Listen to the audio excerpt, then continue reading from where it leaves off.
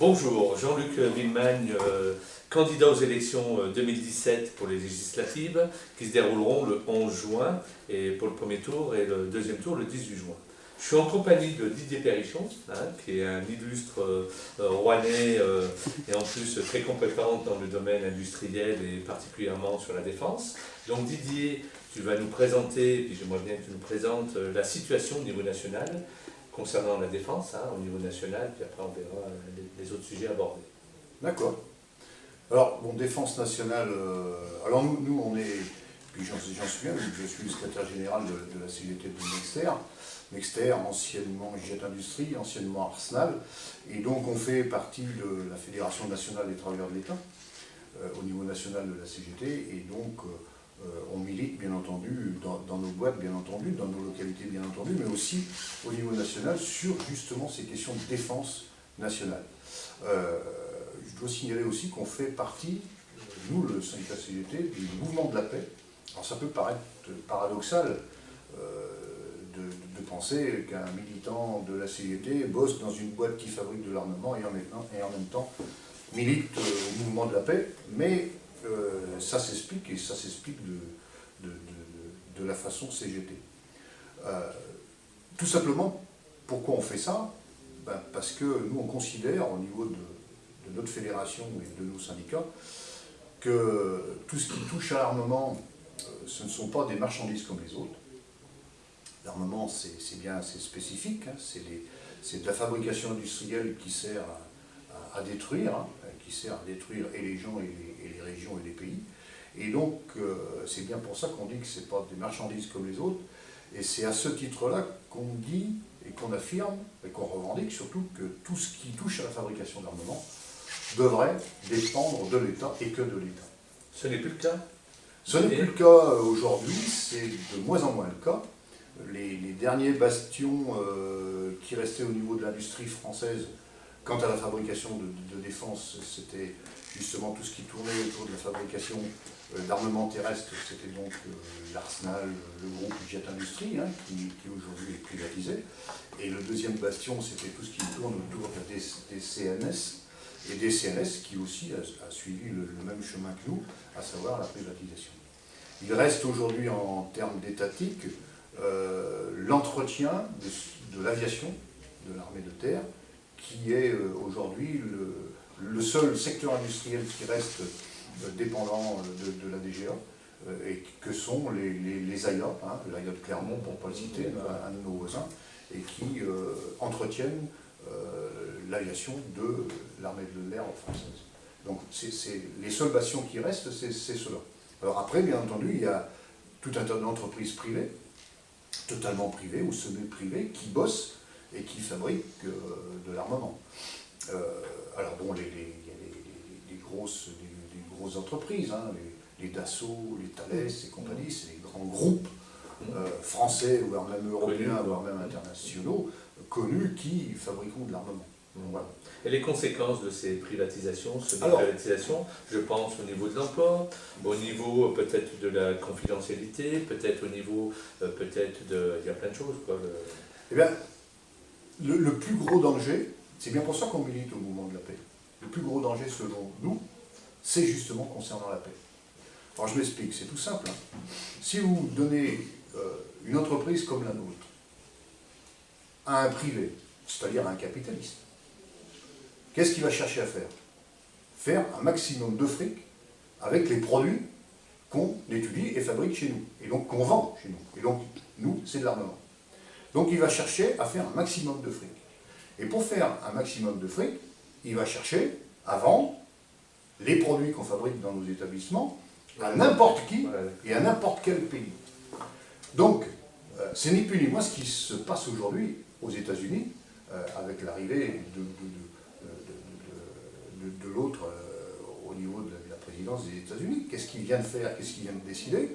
C'est de remettre un maximum de budget dans la défense. Pourquoi faire? Et alors qu'on sait qu'au niveau des États-Unis, toute la fabrication d'armement, c'est dans le privé. Pourquoi faire? Il fait ça.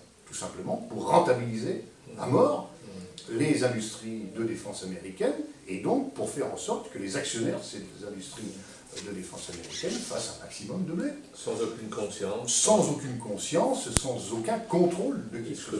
Et donc c'est la course aux armements, contrairement à ce que l'on défend nous. Et quand on regarde bien ce qui se passe dans notre boîte, à Nexter aujourd'hui, ou voire même à la DCNS, c'est exactement la même situation qui se présente devant nous depuis malheureusement, la privatisation. Didier, qu'il n'y a plus de contrôle. Avant, il y avait l'État qui arrivait à contrôler, on va dire, sur des éthiques, en disant, ben voilà, il y a des valeurs quand même. Oui. Aujourd'hui, tu ne crains pas que ça soit un enjeu mondial, parce que tu viens de citer les États-Unis, qui quand même, après, ça risque d'avoir des conséquences. Bien sûr que c'est un enjeu mondial. Toute fabrication d'armes, alors, il ne faut pas qu'on nous fasse rigoler non plus, hein. Toutes les ventes d'armements se passent de pays à pays. Mais qui pousse derrière les pays? C'est les industriels. C'est les industriels, et puis c'est tout. Et donc, on le voit bien aujourd'hui, nous à Nexter, ces dernières années, là, où on avait un plan de charge à la ramasse, hein, c'est-à-dire au ras des pâquerettes. Qu'est-ce que font nos dirigeants? Nos dirigeants économiques cherchent à vendre de partout à l'exportation. On est les seuls, nous, à la CGT, y compris dans les organisations syndicales, à dire attention, ça c'est un énorme danger. Pourquoi? Parce que, avec ce que je viens d'expliquer, c'est un énorme danger parce que plus on essaye de vendre à l'exportation pour soi-disant avoir du boulot, plus on s'expose à ce genre de problème, c'est-à-dire à aller vendre de l'armement à n'importe qui voudra faire la guerre à n'importe qui. On le voit bien, hein, les clients principaux aujourd'hui de Nexter, c'est l'Arabie Saoudite. Et l'Arabie Saoudite, avec le comportement qu'ils ont aujourd'hui, ça pose des grandes questions. Hein. D'ailleurs, il n'y a que Mélenchon qui, dans son programme politique sur la défense, a demandé à ce que la France arrête de vendre de l'armement à l'Arabie Saoudite. Les autres, pas un mot, et pour cause. Donc le danger de la vente à l'exportation de l'armement, il est là. Il est là, c'est que c'est... Au contraire, on devrait, dans un monde idéal, il devrait plus y avoir d'armement dans le monde. Bien sûr. Donc c'est pour ça que nous, y compris nous à la CGT, qui bossons dans des boîtes d'armement, on milite pour le désarmement.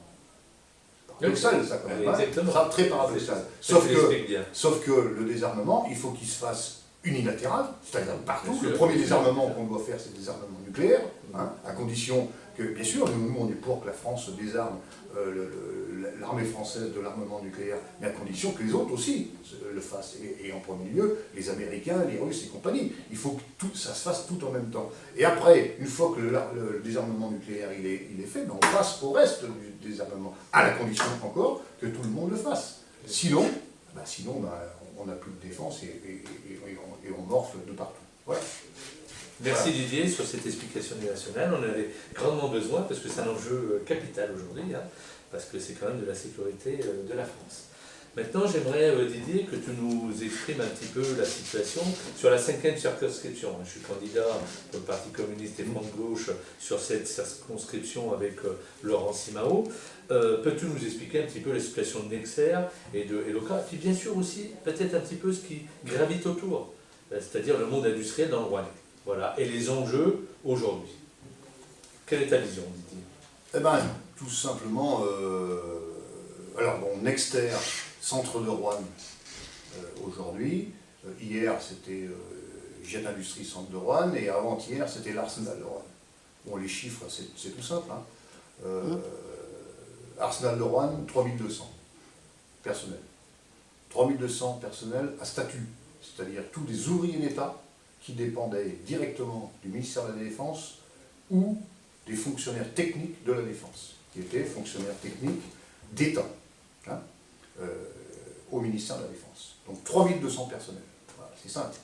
Aujourd'hui, on est 800 salariés, grosso modo. Il doit rester une vingtaine de fonctionnaires détachés et 150 ouvriers sous décret, qui sont des ouvriers qui dépendent de la convention collective, mais qui ont gardé un certain nombre d'acquis issus de l'ancien statut ouvrier d'État. Voilà. Mais quand Alors, je ne rentre pas dans le détail des statuts, parce que ça serait trop... Mais la principale des choses, c'est 3200 du temps de l'Arsenal, étatique, à 800 salariés aujourd'hui. Voilà, donc entre les deux chiffres, il s'est passé énormément de choses. Et ce qui s'est passé d'énorme, c'est en fait la désindustrialisation de notre entreprise et de notre centre, c'est-à-dire la désindustrialisation de l'Arsenal. Avant, à l'Arsenal, c'était simple, on faisait tout. On avait une fonderie, on coulait les pièces, on avait une pignonnerie, on avait un atelier de mécanique, on avait un atelier de soudure, on avait des ateliers de précision, et ensuite, une fois qu'on avait fabriqué donc, tous ces composants nécessaires à la fabrication du véhicule militaire qu'on devait fabriquer, on avait un atelier de montage. Tout sur place. Tout sur place. On faisait tout sur place. Aujourd'hui, qu'est-ce qui reste et bien entendu, pendant qu'on avait ces ateliers de production, on avait aussi les bureaux d'études, les bureaux de soutien, les soutiens clients, etc. C'était une activité complète. Aujourd'hui, avec 800 bonhommes et 800 salariés à l'établissement, qu'est-ce qui reste? Un énorme bureau d'études, près de 284, je crois, salariés, un bureau d'études. Un énorme bureau d'études avec du boulot, puisque ce nombre de salariés ne suffit pas, puisqu'on en est à un taux de sous-traitance au bureau d'études de 27%. Énorme. Énorme.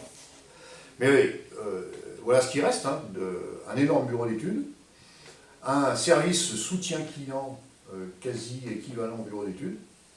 Et Ça veut dire ce service client, qu'est-ce qu'il fait? C'est tout le soutien à l'armée française, à l'armée terrestre française. Au niveau national alors. Oui, si tu veux, on a une obligation du fait des matériels qu'on fabrique, ils ont une vie de plus de 30 ans. Donc, à chaque fois qu'on fabrique du matériel neuf, on a un engagement de soutenir ces matériels. C'est-à-dire qu'on a vis-à-vis de notre client principal, qui est l'armée française, on a un devoir de soutenir, c'est-à-dire de leur rendre, quand les matériels ne marchent plus, de leur réparer. C'est un service après-vente. C'est un service après. C'est le SAV.